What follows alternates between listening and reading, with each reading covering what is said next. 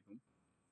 দেখেন এই অঙ্কটি দেখেন, এখানে ৩টি রাশি দিছে এবং এর গসাগু নির্ণয় করার জন্য বলছে, অর্থাৎ বীজগণিতের গসাগু নির্ণয়। তো এখানে ৩টা রাশি আছে, আমরা খুব সহজেই এটার গসাগু নির্ণয় করতে পারি। তো চলেন দেখি কীভাবে করা যায়। তো এখানে যেহেতু 3টা রাশি আছে, আমরা প্রথমে একটা একটা রাশি দেখব। প্রথম রাশির কাজ করি আমরা। দেখি প্রথম রাশি সমান, প্রথম রাশি সমান, আমরা একটা একটা রাশির কাজ করে দেখি। প্রথম রাশি আছে দেখেন 4 ইন্টু a প্লাস b।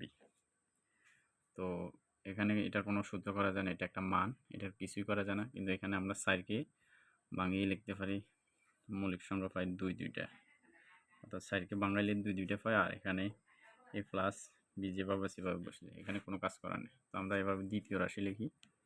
দ্বিতীয় রাশি দেখেন, দ্বিতীয় রাশি কি? দ্বিতীয় রাশি হচ্ছে 10 ইন্টু a মাইনাস b। দেখেন এখানেও এটার কোনো সূত্র করা যায় না, এটা যেভাবে আছে সেভাবে বসাই দিই, a মাইনাস b। আবার এখানে আমরা 10কে বাংলায় লিখতে পারি, মৌলিক সংখ্যা দুইটা পাই, 2 ইন্টু 5। এটা আপনারা ভাগ করে বাইর করবেন, আমি ডিরেক্ট লিখে দিচ্ছি, এখানেও কিছু করার নেই। তো এবার তৃতীয় রাশিটা লিখি। তৃতীয় রাশি হচ্ছে, তৃতীয় রাশি সমান হচ্ছে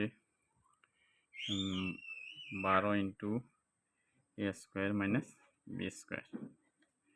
তো এখানে আমরা দেখেন 12কে বাঙালি মৌলিক সংখ্যা পাই কত, 2 ইন্টু 2, 2 দুগুণে 4 ইন্টু 3, অর্থাৎ 2 দুইটা পাই এবং 3 একটা পাই। আর এখানে দেখেন, এখানে কিন্তু একটা সূত্র হয়, a স্কোয়ার মাইনাস b স্কোয়ারের সূত্র।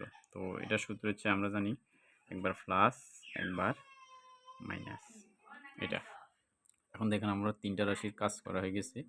এখন আমরা গসাগু লিখব, নির্ণয়। সুতরাং নির্ণয়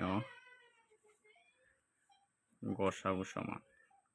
তো গসাগুর ক্ষেত্রে আমরা কি কোন কোন মানগুলো লিখব? তো একটা কথা মনে রাখবেন, গসাগুর ক্ষেত্রে মানের কম এবং কমন এবং মানের কম, অর্থাৎ যে মানগুলো আছে ওই মানগুলোর মধ্যে আমরা কমনটা নিব এবং কমটা নিব, বেশিটা নিব না। তো দেখেন এখানে 2 দুইটা আছে, এখানে 2 একটা আছে, এখানে 2 দুইটা আছে। তো যেহেতু 2 কমন আছে এবং আমরা মানের কমটা নিব, অর্থাৎ 2 দুইটা না নিয়ে আমরা 2 একটা নিব। তো দেখেন এখানে 2 একটা লিখছি। এই দুইটা কথা মনে রাখবেন, গসাগুর ক্ষেত্রে হচ্ছে কমন এবং মানের কম। এখানে 2 দুইটা, এখানে 2 একটা, এখানে 2 দুইটা, 2 কমন যায় এবং 2 সবচেয়ে কম আছে কয়টা? একটা। তো আমরা একটা নিচ্ছি।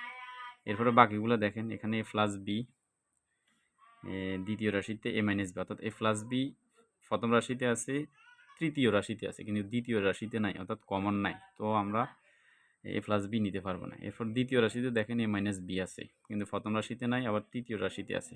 তো আমরা a মাইনাস bও নিতে পারবো না। তৃতীয় রাশিতে দেখেন a প্লাস bও আছে, a মাইনাস bও আছে, অর্থাৎ তৃতীয় রাশিতে দুইটা পদই আছে, কিন্তু দ্বিতীয় রাশিতে a প্লাস b নাই, আবার প্রথম রাশিতে a মাইনাস b নাই।